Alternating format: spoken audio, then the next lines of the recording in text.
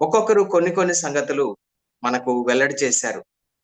మొదటిగా ఇతడు అరిమతయేయ యోసేపు అని పిలువబడటానికి కారణం ఏంటంటే, ఇతడు ఇశ్రాయేలు దేశంలోని యోదయ ప్రాంతంలో ఉన్నటువంటి అరిమతయేయ అనబడినటువంటి పట్టణానికి చెందినటువంటి వాడు.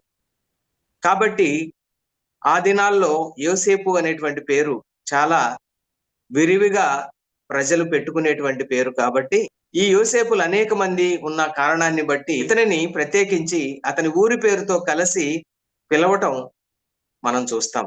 కాబట్టి అతనిని అరిమతయేయ యోసేపు అన్నారు. రెండవదిగా ఈ అరిమతయేయ యోసేపు అని పిలువబడినటువంటి ఈ వ్యక్తి యూదుల యొక్క మహాసభ అనగా సన్హెడ్రిన్ సభలో ఒక సభ్యుడు అని లూకా గారు రాశారు.